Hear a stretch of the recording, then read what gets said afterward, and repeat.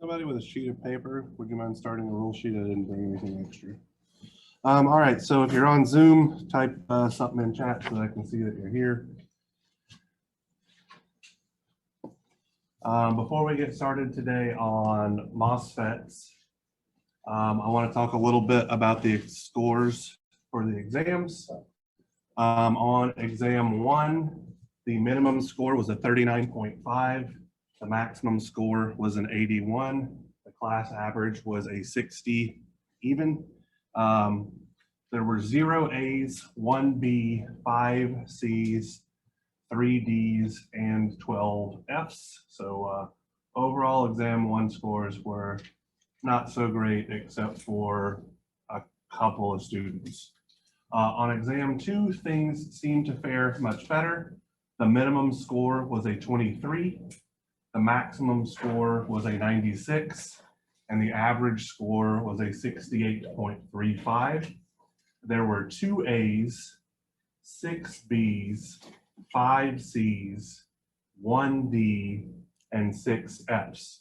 So you can see that 13 of the 20 students who have taken the exam at this point made higher than a 70. There were 3 F's that were below 30 that are what are dropping that average down to significantly below where it really should be. If you don't count those guys, the class average is somewhere in the mid 70s, which seems reasonable. I feel that it's a little low based on how easy that test was, but so it goes.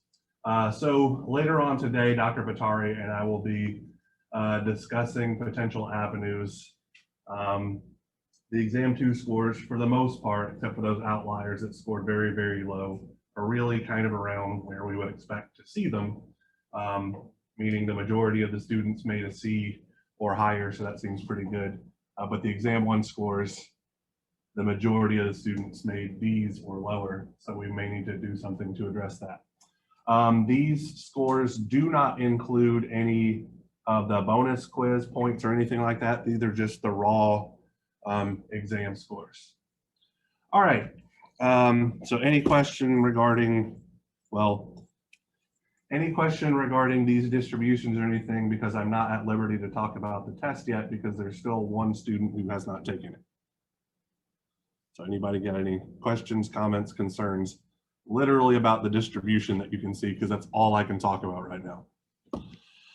All right, I hope to have that last student take their exam today, and then I'm going to scan all the exams and I'll be able to actually show them to you.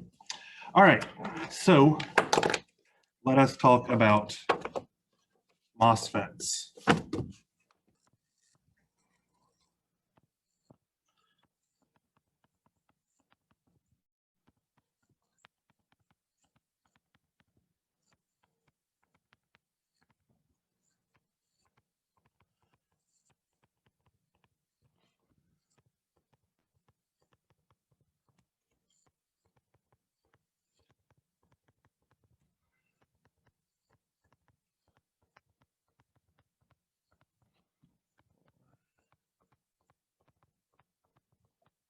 All right, so the first thing that we're going to talk about is what the heck Mosfet stands for. So Mosfet stands for Metal Oxide Semiconductor Field Effect Transistors. So this device, which we'll discuss in great detail, is a transistor, but it operates by an extraordinarily different mechanism than the bipolar junction transistor. So the first thing that I want to do is kind of draw a picture of what's going on. And I am going to draw a picture from what would be called a CMOS or complementary MOS process, in which you could create N-channel and P-channel MOSFETs. And this will give us some illumination on where this name comes from as well. So I'm going to start with something big like this, and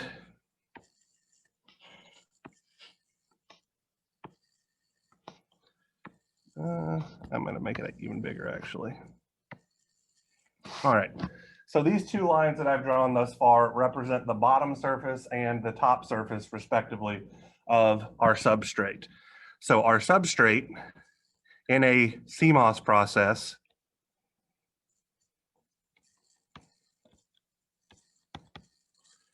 usually silicon, and it is usually P-type semiconductor crystal, okay?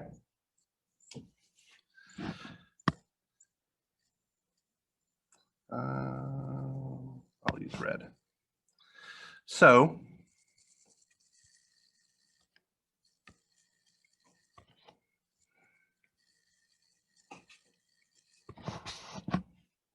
these regions that I've just drawn in red are what we are going to consider an N-well.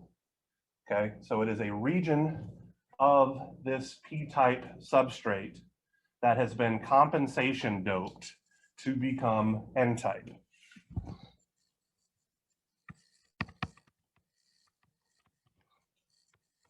Does anybody know what I mean by compensation doped?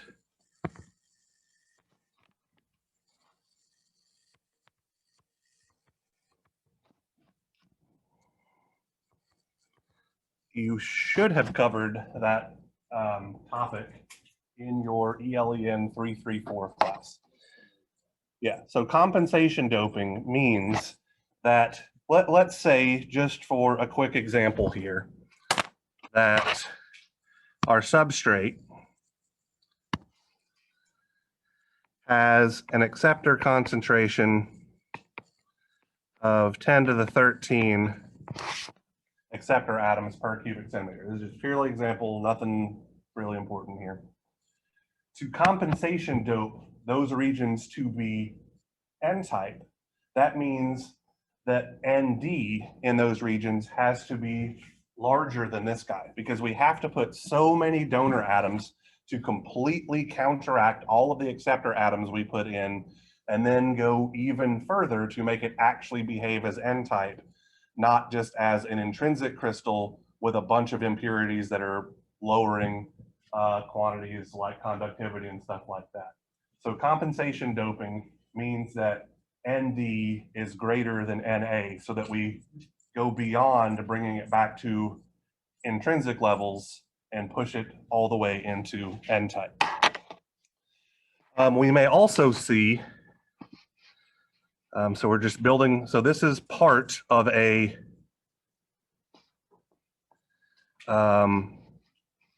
what we would call an Nmos or N-type Mosfet transistor. Over here, I'm going to start drawing stuff for a P-type.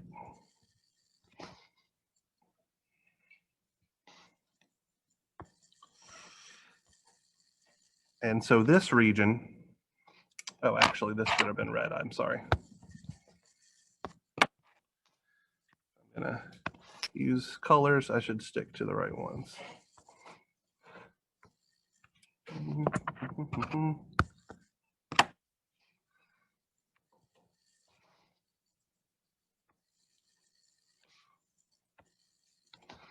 This guy here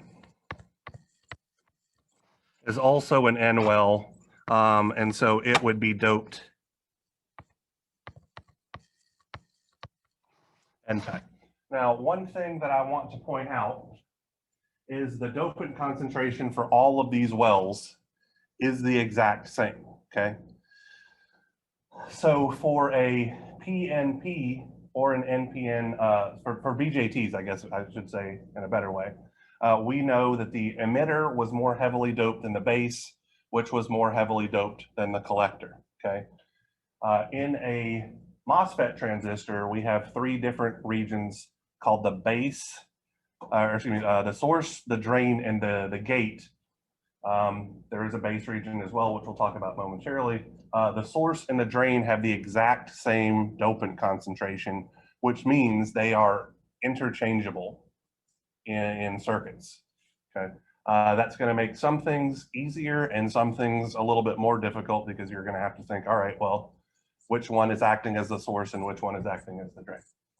All right, so over here on the right, inside that large N well, we may dope it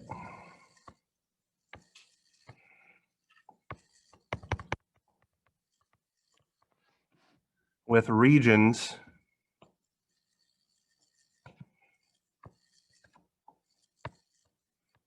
of P plus.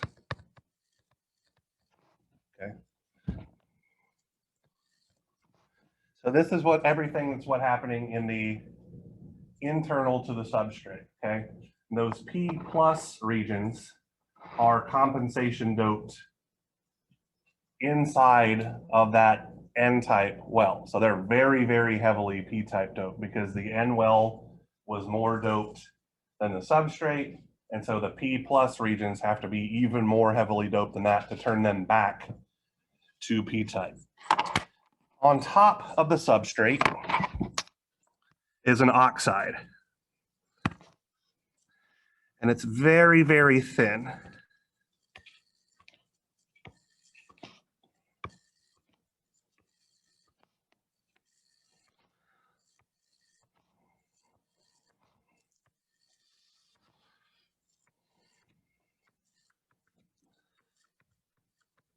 The oxide thickness is usually on the order of a few angstroms.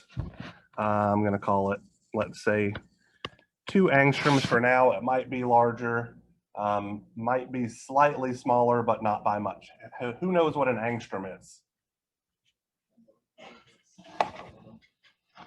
An angstrom is 1/10 of a nanometer. Okay. So we are talking an oxide thickness literally on the order of a couple of atoms thick. All right, so very, very thin in modern processes. On top of this, in modern processes, we have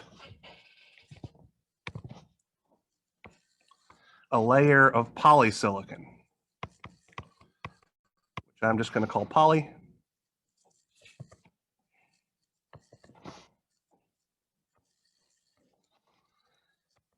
And in more advanced classes, we'll talk about the doping concentration in the polysilicon, but for this class, it doesn't particularly matter, okay? So now I'm going to label the terminals of this device. All right. So there is a connection to the substrate explicitly, and that's what's called the body connection. I could use my pen effectively. For the Nmos transistor, and our body connection for our Pmos transistor is connected to that N well that the transistor is sitting inside. So this big N well right here in red, the large one on the right-hand side, for those of you on Zoom who can't see where I'm pointing at the board, serves as the body for the Pmos transistor. Then we are arbitrarily going to call the left-hand well here the source.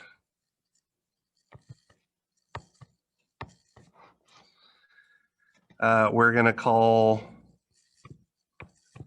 the terminal connected to the polysilicon the gate. And we are going to call the connection to the right-hand well the drain. So we have 4 different terminals: body, source, gate, and drain for Mosfet transistors. Okay. I'm going to draw a dashed line through here. Everything to the left is what we call an Nmos or N channel transistor, and everything to the right is what we would call a Pmos or a P channel transistor. Now, this nomenclature might seem a little bit weird, okay? So let me identify another pretty important part, okay? So this dimension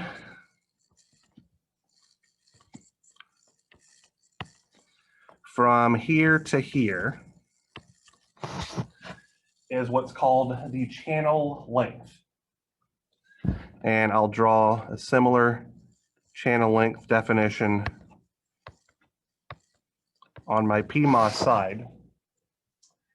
And it might seem counterintuitive that we call the Nmos device an N-channel device when the channel, the region between the source and the drain, is actually P-type.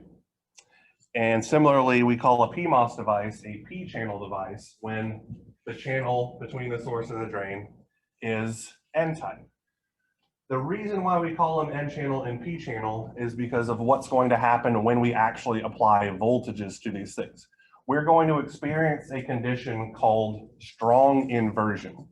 And jumping ahead a little bit, strong inversion is going to attract so many free charge carriers into the channel region that it is literally going to switch types. It is going to have so many, for instance, on the N-channel transistor, so many electrons are going to be attracted into that region that it behaves as if it were N-type dope in that small area. And similarly, so many holes are going to be attracted into the channel for the Pmos transistor that it's going to be behaving as if it were a P-type path between the source and the drain. So I know that that seems counterintuitive, that P-channel has N-type in the channel area right now, and similarly, N-channel has P-type material in the channel, but we'll rectify that. It's all based on what's happening when the device is actually active.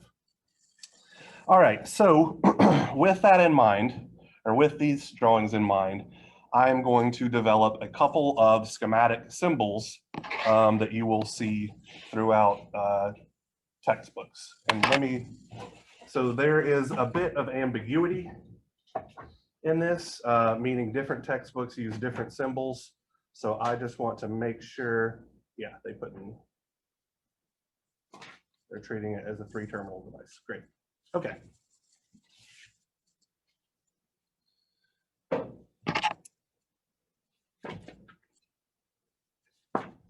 Hold on, I'm just looking here. Okay, so the most general circuit diagram is going to look something like this.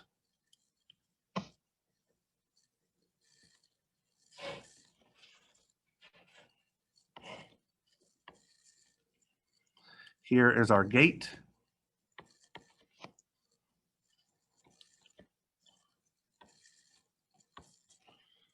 Here is our drain.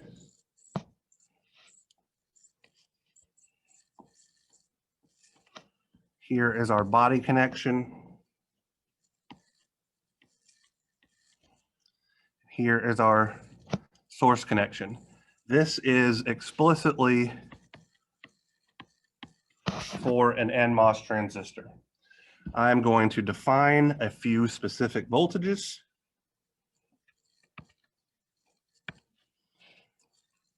So this would be the voltage VDG because the positive polarity terminal is on the drain and the negative polarity terminal is on the gate. Then we will have this guy over here, VGS, positive polarity on the gate, negative polarity on the source. We could also have VDB, positive polarity on the drain, negative polarity on the body. And here would be VBS, positive polarity on the body, negative polarity on the source. Our current of interest is this guy right here. ID, which represents our drain current. So ID is the figure of merit for most Mosfet transistors, similarly to how we used IC to figure out pretty much what everything was going on in a BJT.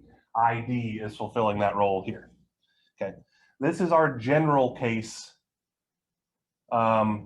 transistor model, or really our most specific one. Okay, there are going to be certain effects that we are going to ignore because they're beyond the scope of this class. One of those effects is what's called the body effect. We'll talk about it very briefly, but I don't think we'll develop any mathematical models or anything for it. And so we are going to make an assumption that the body terminal is connected to the source terminal, okay? So, no, don't close that. So an alternative schematic representation might be something like this.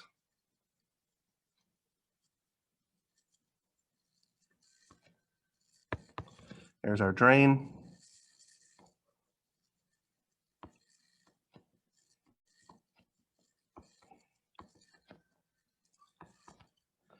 Here's our source.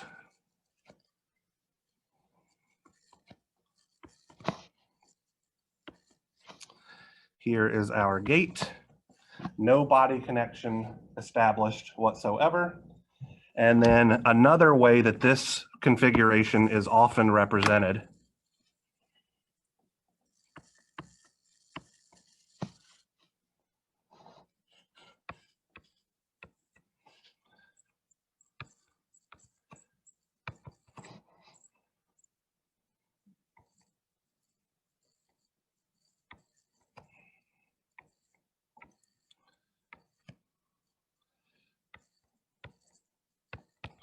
Let me make sure I get the direction of the arrow correct here.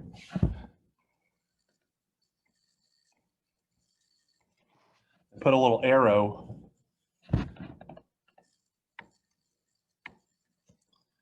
on right pen, the source side. To me, that arrow representation, I find it slightly confusing because we're always dealing with the drain current, so I don't understand, I guess, why it's placed on the source, but whatever, that's how textbooks seem to do it. And that's how our particular textbook does it. And I'm not gonna lie, I am going to forget to draw it that way probably 80+% of the time, because that's not how I was taught to do it. My personal preference is the guy in the middle, okay? We're going to draw a picture, a schematic diagram representation for Pmos transistors in a second, and I'll tell you how we can distinguish between those two. All right. So these are all Nmos. Pmos is going to look very, very similar.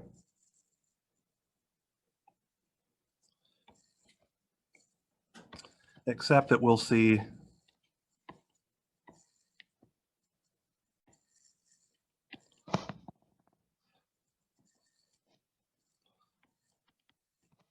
that our source is on top and our drain is on bottom. So we will have VSG, VGD, VSB, VBD, and our drain current is this guy. All right.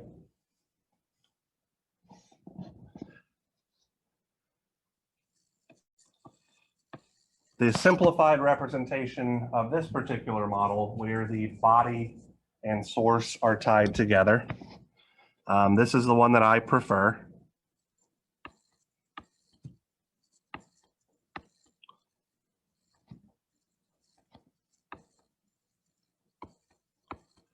source, drain. So this guy comes from experience with digital logic. Effectively, there is a little circle put on top of the gate. So the only difference here is this little circle right there. And that circle is telling us that it's the inverse of the Nmos, which is the Pmos transistor. And alternatively, we would have, let me double check the book here. Sorry. Source, drain, and I'm going to double check real quick so I make sure I get the arrow correct. Yeah.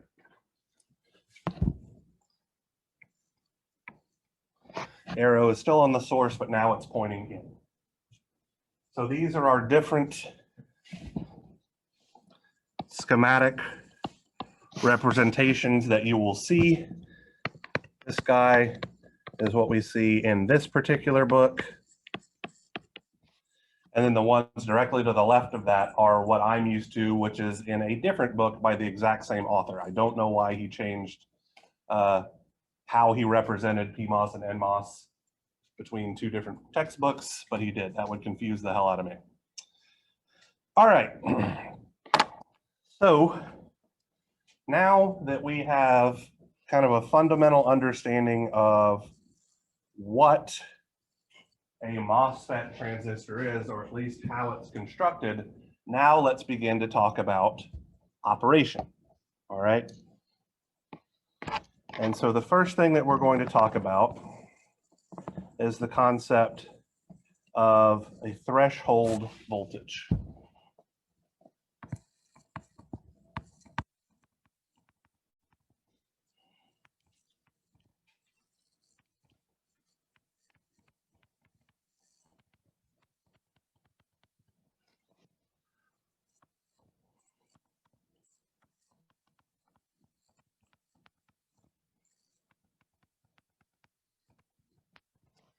So let's consider an Nmos transistor connected to external voltages, okay?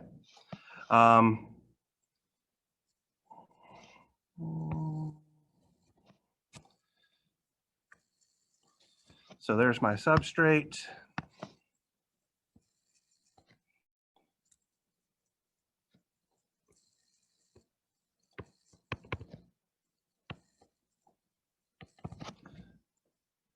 There's my N regions that are forming my source and my drain. And for now, we're going to ignore the body terminal entirely. And I'm going to say that I'm applying no voltage to my source or my drain, but here's my polysilicon gate. I'm going to apply a voltage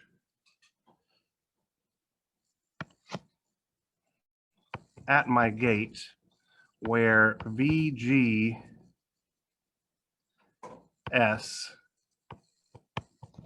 is greater than 0. Okay, so VGS is greater than 0 means the voltage at my gate is greater than my source. Since I know that my source voltage is 0 specifically, then that's really just saying that the voltage that I'm applying to my gate is positive. So fundamentally, what's going to happen here, okay? One thing that I didn't draw, so I'll sneak it in here real quick, is my oxide layer, okay? So if I am applying a positive voltage to the gate, what do you guys think is going to happen? Let's fundamentally talk through things here, right? So I have a lot of positive charge let's call it, let me use purple.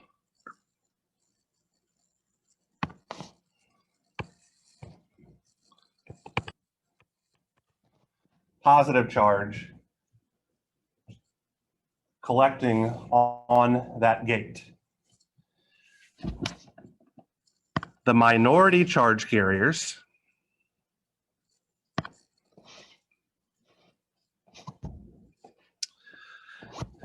are going to be pushed away. So holes in the channel area are going to be pushed away because there is a positive charge repelling them, right?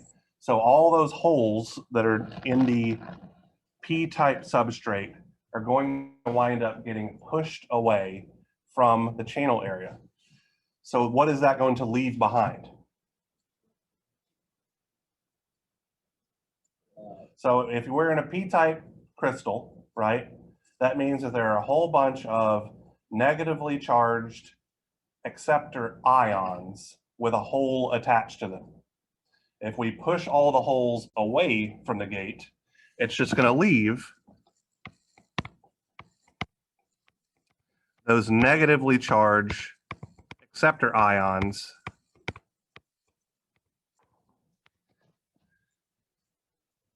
in this region.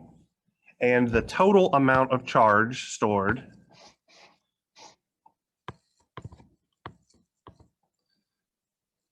is going to be negative Q. So the voltage at the gate is only going to push away enough holes so that the charge on the gate is exactly the positive charge on the gate terminal is exactly counteracted by the negative charge stored in that channel area. So effectively, with both my source and my drain terminal connected to ground, this Nmos transistor is acting as a capacitor, where the higher the voltage I apply, the more charge is stored, or more holes are pushed away. And so I see a larger negative charge stored on the negative plate represented by the body of the transistor, okay?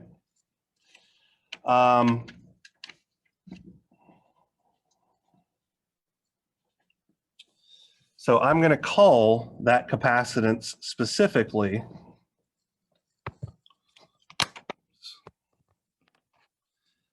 oxide capacitance, Cox, and it is simply the permittivity of the oxide divided by the thickness of the oxide. And this guy has units of farads per usually micron squared, okay? So we have a parallel plate capacitor. That's fundamentally what's going to happen. So let's take this one step further, okay? Let me redraw my guy here. 4.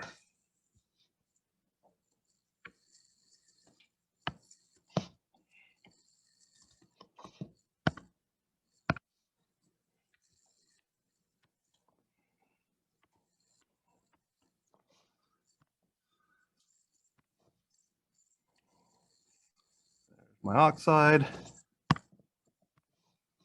That is not what I wanted to happen. Undo.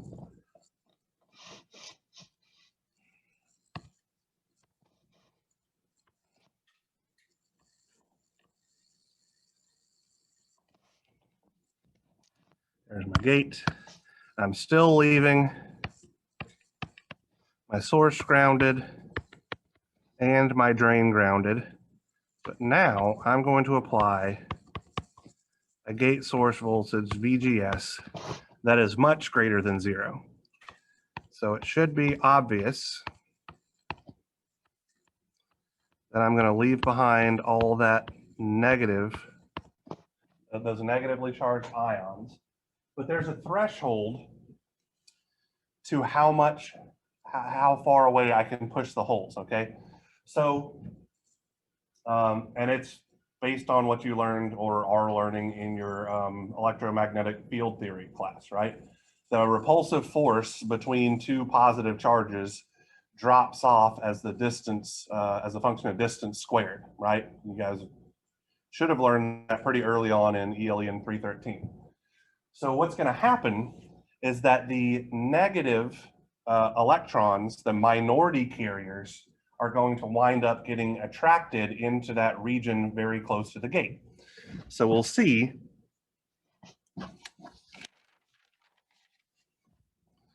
a thin layer of electrons stored just below the gate. So we have a high abundance of electrons in this region. This is why we are considering this to be an N-channel device. Because when we apply our biasing voltage, VGS, and it's very, very large, it's going to wind up drawing a bunch of electrons into the channel and turning that region of the channel N-type, okay? This process is called inversion.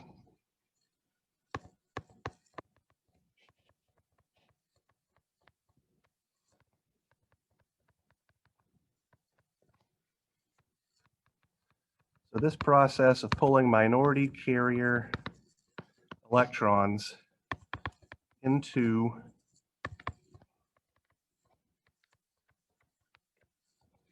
the channel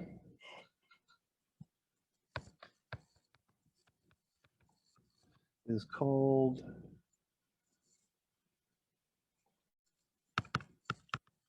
inversion. Under strong inversion, and I think talking about weak inversion and things like that are probably beyond the scope of this class, but under strong inversion,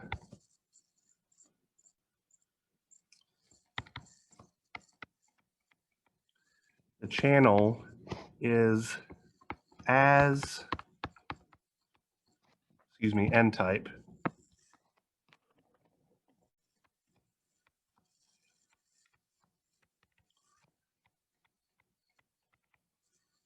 As the substrate is P-type. Okay. The voltage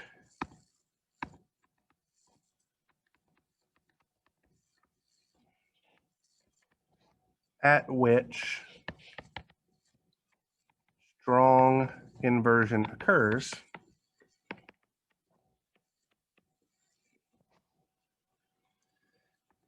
is called the threshold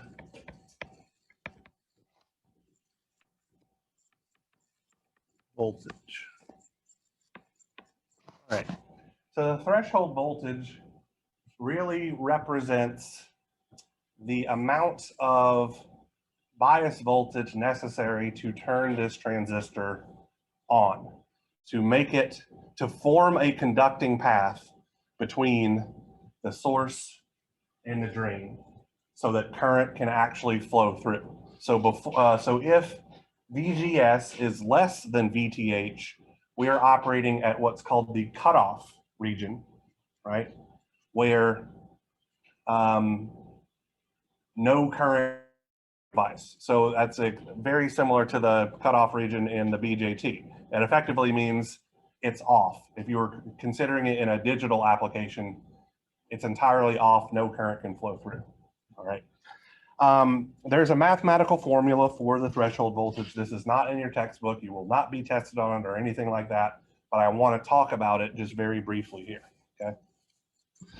So our mathematical formula for the threshold voltage, VTH, is phi ms plus twice phi f plus 4q epsilon absolute value of phi f N sub divided by the oxide capacitance per unit area. Did I put a dash up here? Yeah, sorry. So the reason why I want to talk about this real quick is because I was having a discussion with Dr. Patari yesterday because I was working a homework set and I got 2 problems wrong. And the reason that I got 2 problems wrong is because I was assuming the threshold voltage for when I took the class forever ago, and the textbook assumes a different threshold voltage. And so I want to talk about why they're different, okay? Because that was something that kind of tripped me up here, all right? So phi ms is the difference in work potentials of the metal connection, meaning where we are attaching our probe to, and the semiconductor itself. So that's going to depend on the type of metal used and the semiconductor that forms the substrate there. Then we have phi f is the contact potential of the substrate. Another thing that you're going to learn about, actually, unless you go to grad school, you probably won't ever hear it mentioned. And then the last bit there is just representing the charge stored in the depletion region, which depends on the material and the substrate doping and the oxide capacitance, which depends on the thickness. So there's lots of different key factors in play here that determine the threshold voltage, okay?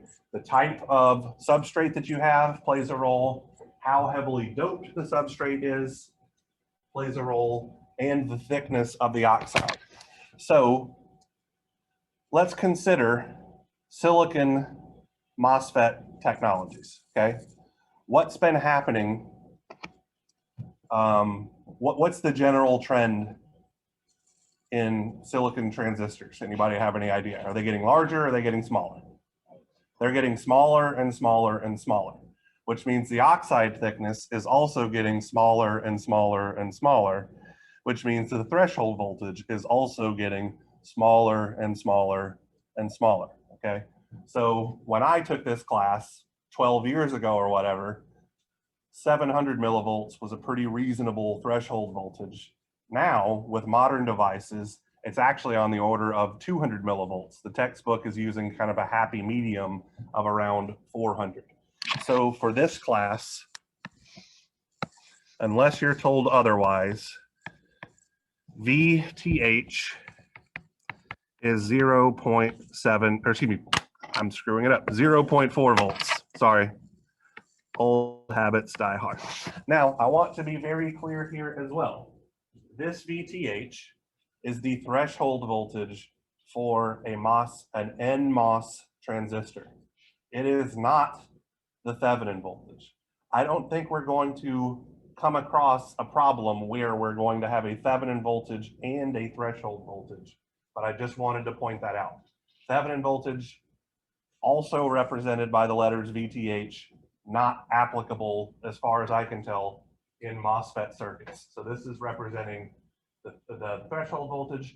You may, some textbooks denote it as VTO, as the turn on voltage for a transistor. So that's another way that you can do it. But this particular textbook uses VTH, which it also used for the Thevenin voltage. So I'm just trying to make sure you're not confused by that. Cameron, what's up? So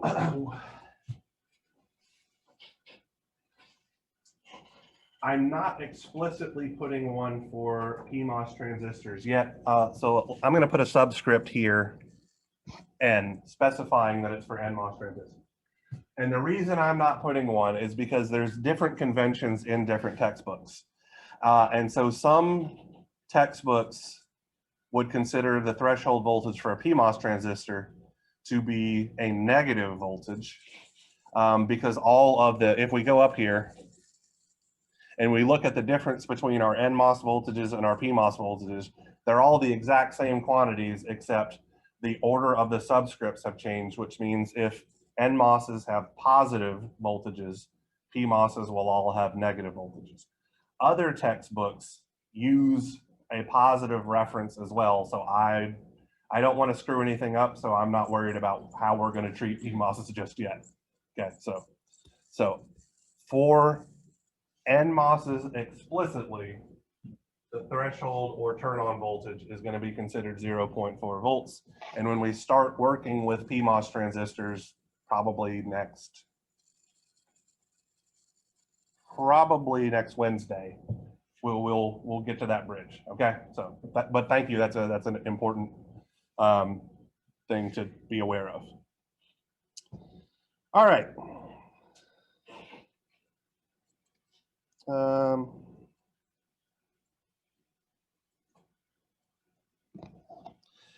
All right, so the next thing I want to talk about, this is in the textbook. Let me see how long of a section they have for it.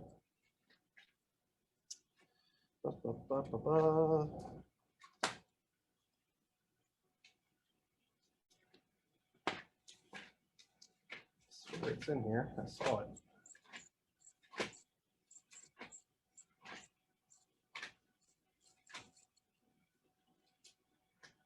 They have like a paragraph. Okay, we're going to talk. Oh, but they actually do have an equation there that has the threshold voltage LV10. All right, so the next thing that I want to talk about, because it makes sense to me to talk about this now instead of when it's talked about in the textbook, is what's called the body effect. And this will be a very general kind of discussion on what's going on, if I can write things down.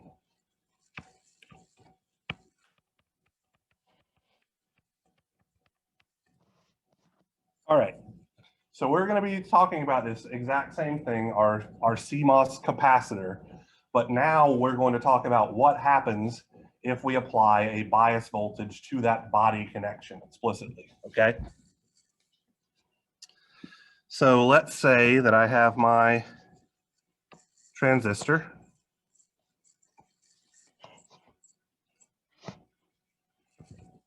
There's my body terminal.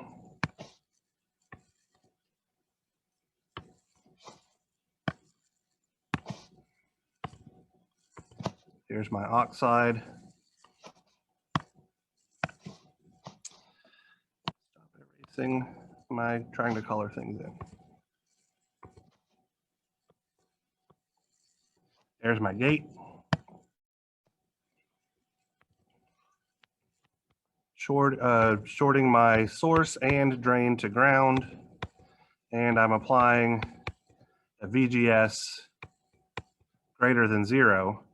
But let's also apply a VB greater than 0. Okay? Or excuse me, VB less than 0. Less than 0.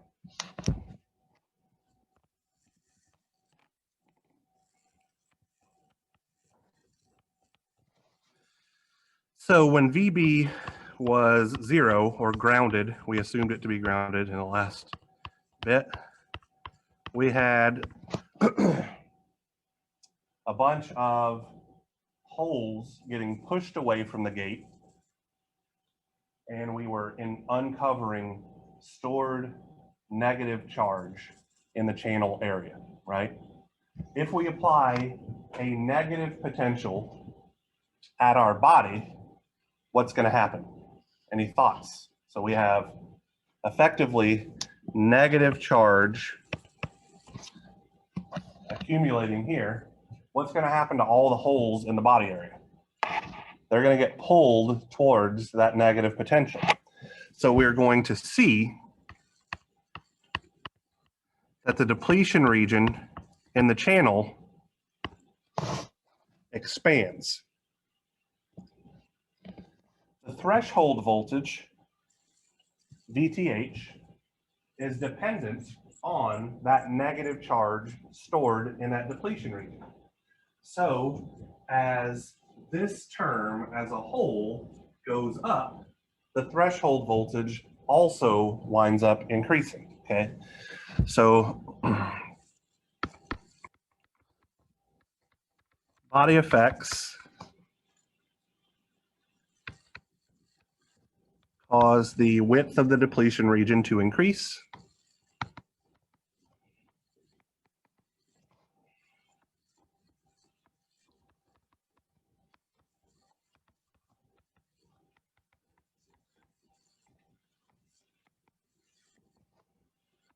raise the threshold voltage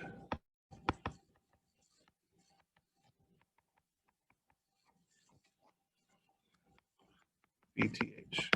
So there is a mathematical relationship. This one is in the textbook. VTH is equal to VTH naught, meaning the bias voltage applied at the body is 0, plus some factor gamma multiplied by the square root of the absolute value of twice the contact potential plus our source body voltage VSB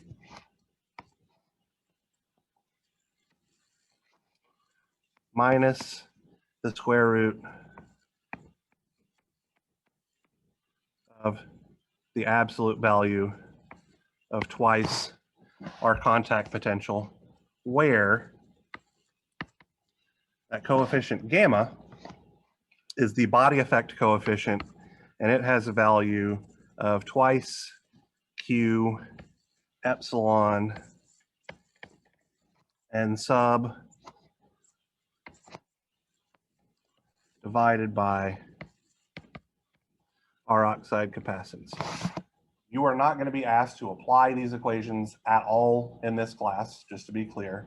But this would be a good theory type question of what does the body effect do? Does it cause the threshold voltage to increase, decrease, stay the same, etc.? So I just wanted to make sure that we talked about it.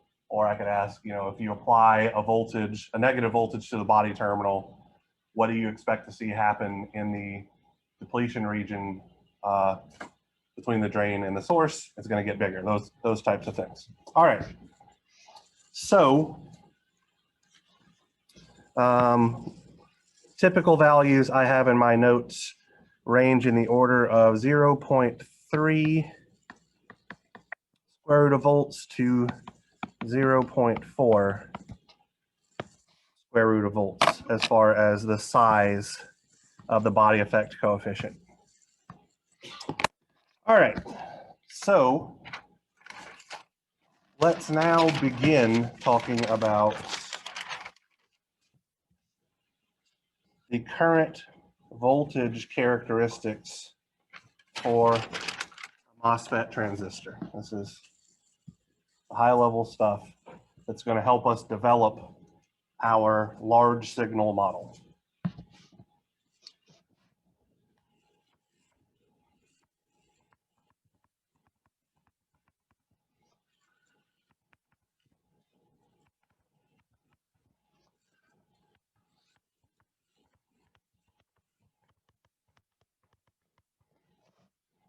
All right, so first, we're going to start by considering a semiconductor bar carrying some fixed amount of current. So let's say that I have just a brick of silicon.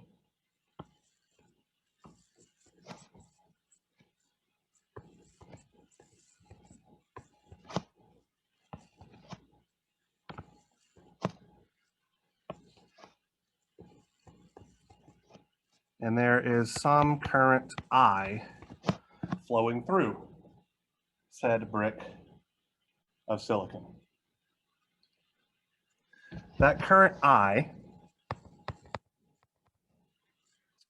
is nothing more than the product of QD times V, where QD is the charge density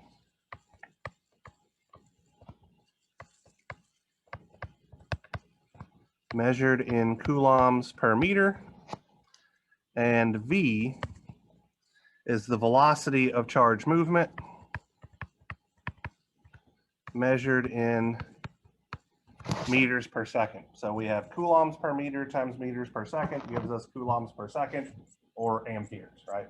So that's how we're going to express our current. It's just some linear charge density multiplied by the velocity of the moving charges gives us our current. All right. So now let's consider an Nmos transistor whose source and drain are connected to ground, and VG is equal to VTH. And I'm going to draw this more of a three-dimensional picture here because the units are going to work out a little bit better if I do. So let's say here is my top of my substrate. Here's the bottom.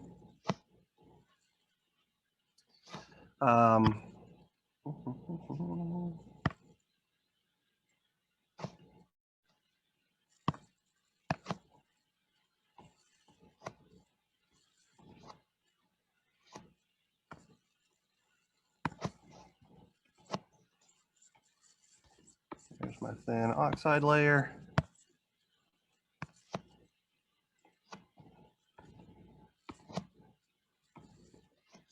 There's my poly.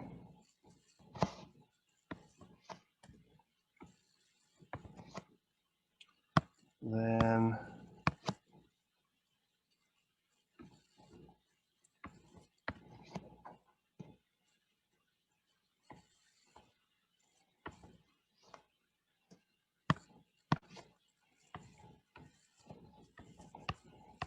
here's my source, it's at ground. Here's my drain, it's at ground. VG is exactly equal to VTH. So we have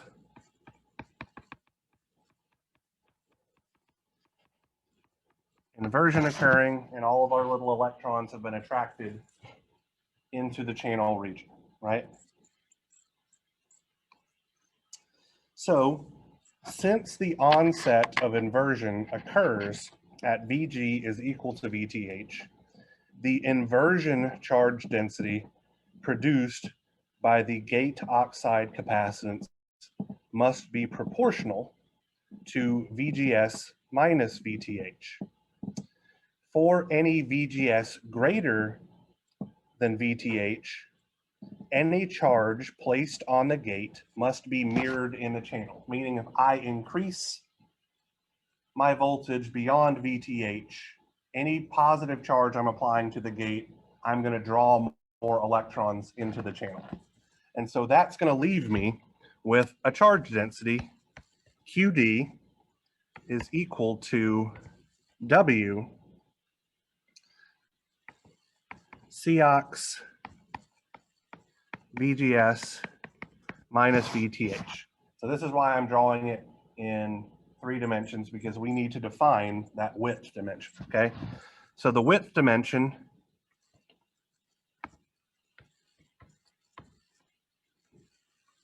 is this guy right here. Transistors are typically described with a particular width of the source and drain region, and then we don't actually care how long the source is and how long the drain is. We only care about the length of the channel, which, just to be clear here,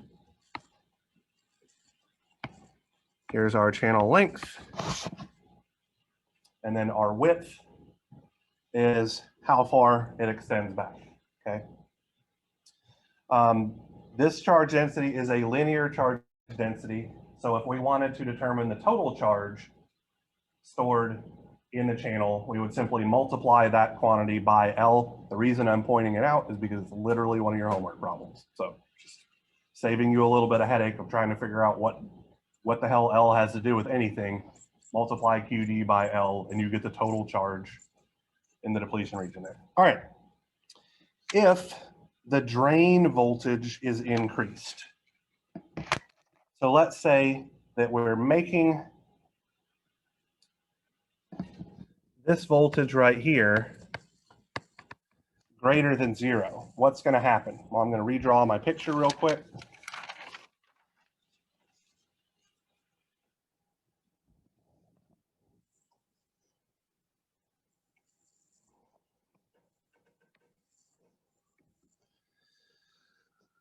Okay, let's see.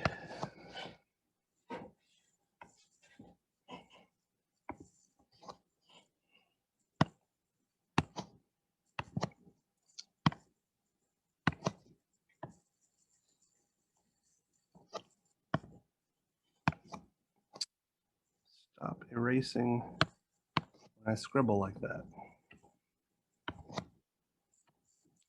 Here's my gate.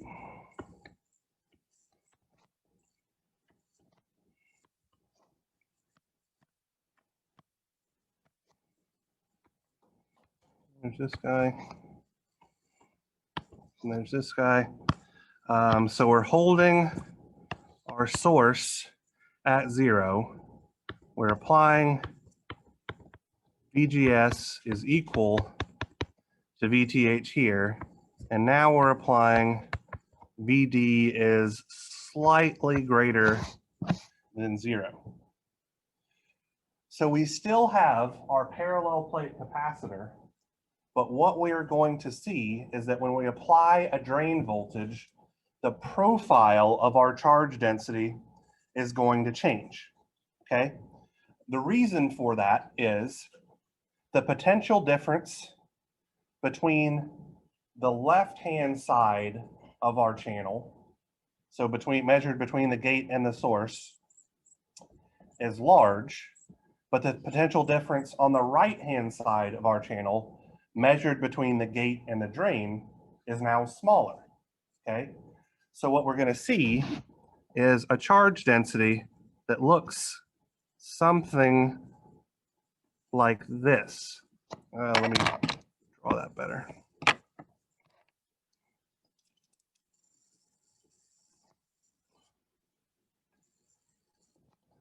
I cannot draw a straight line to save my life today. That'll have to work, okay. And I'm gonna put a coordinate system on here. So this is gonna be the X direction. This is the length. This is position 0 on the source side. And then we can see that our charge density now has a dependence on our position, okay? So again, this occurs because the potential difference on the left-hand side of our channel, which is VTH, is different than the potential difference on the right-hand side of our channel, where it's going to be VTH minus VD, okay? So we have larger voltage on the left-hand side, smaller voltage on the right-hand side, means that we're going to have more charge stored on the left-hand side and less charge stored on the right-hand side. And we can describe this charge density, QD, as a function of X is W Cox VGS minus Vx minus VTH. Okay? So we now have some positional requirement on our charge density. If we substitute this value for QD into our simple relationship that we described earlier about current flowing through a chunk of semiconductor crystal, we get that our drain current, so the current that's flowing from the drain to the source, ID, is going to be negative W Cox VGS minus V as a function of X minus VTH times our carrier velocity V. The negative sign that I've introduced at the beginning of this guy is because the electrons are moving from left to right. And so the current should be flowing from right to left, which is in the opposite of the direction we have specified for X. So I just want to be clear about where that negative sign is coming from. Now, let's go way, way back to our second lecture in this class. So way back to our second lecture in this class. All right, so what's happening here is that there is a certain electric field that's being applied across between the source and the drain, right? Because there is a difference in potential, okay? So we are experiencing carrier drift, right? From our first lecture, or first or second lecture, we know that the velocity experienced by a charge carrier in a semiconductor is simply mu times E, right? We covered this 6 weeks ago or something like that. And we could recognize from your field theory class that the electric field is simply negative the gradient of the voltage. You guys, at this point, probably should have covered that in 313. And if not, you'll be covering it real soon because you're way behind. So if we substitute these relationships in, we find that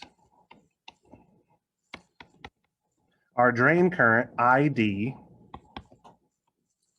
is equal to W. Oh, good God, what happened there? Cox VGS minus VX,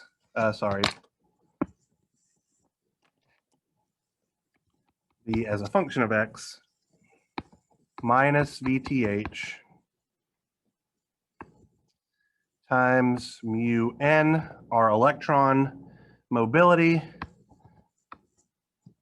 times the derivative of voltage Vx with respect to position. We can rearrange this guy, and we'll find that when we integrate from 0 to L,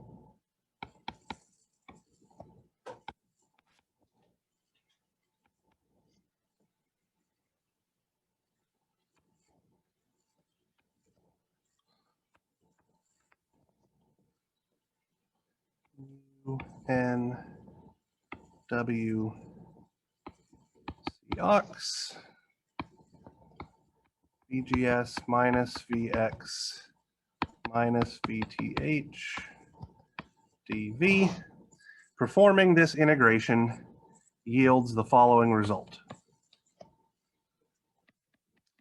ID is equal to mu N Cox W over L VGS minus VTH times VDS minus 1/2 VDS squared. And this is true under this specific condition. VDS is less than or equal to VGS minus VTH. Okay. So this is what our drain current is under this condition. We call this operation where VDS is less than VGS minus VTH triode operation.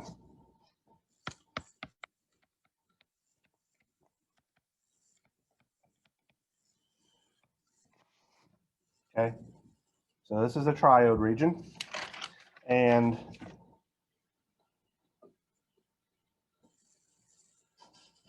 this is the last thing we're going to do today. I'm going to create a simple plot of what this is going to look like. So here is ID.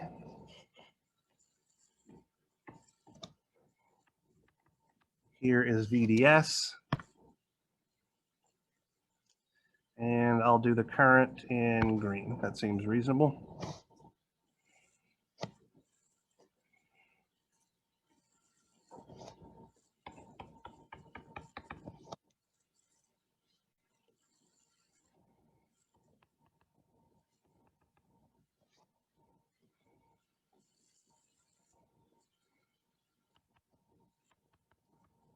So we get these parabolic shapes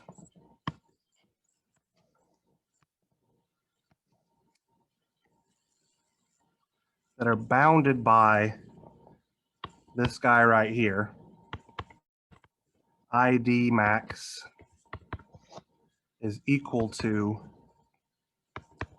1/2 mu n C ox W over L VGS minus VTH squared. So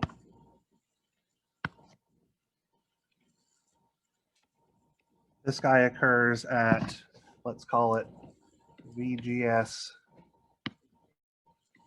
1 minus VTH. This maximum occurs at some larger value, VGS 2 minus VTH. This maximum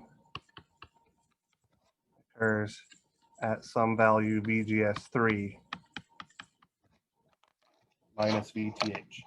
So the higher we increase that voltage VGS beyond VTH, we are increasing the current carrying capability of our transistor. And we can see pretty easily here that as a function of VDS, we should have parabolic shape, right? Because we have a VDS squared up here. So this region to the left of the red line is our triode region operation.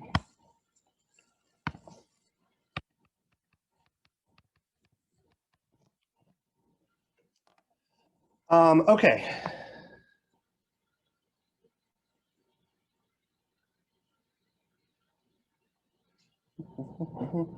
All right, so let me pull up the web work real quick and see how far along we are prepared to answer questions based on today's lecture.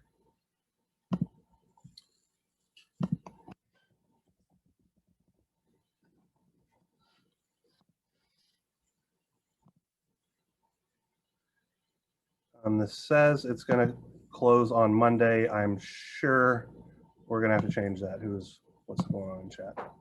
When is the project due? Great question. Don't know yet. I'll have a submission portal and all that kind of stuff available for you guys that will include the due date. My best estimate would be next Friday would be the absolute earliest I would want it due. Chances are, because I think only one group has told me which one they want to do, is we might push it back to the week after that. Probably. All right, so you have 2 other projects due next Friday. So let's say tentatively, let me pull up a calendar here. Tentatively, I'm going to say it's due on the 17th because I don't think we're in Mardi Gras holiday just yet there. I think the Mardi Gras holiday is in this week. Not 100% sure. So let's say the 17th of February. Yeah. Okay, so then let's say it's due on the 19th because you're definitely not out on a Friday for Mardi Gras, which is on a Tuesday. All right, so the project will be due on the 19th. All right, so circling back around to homework stuffs, just real quick here.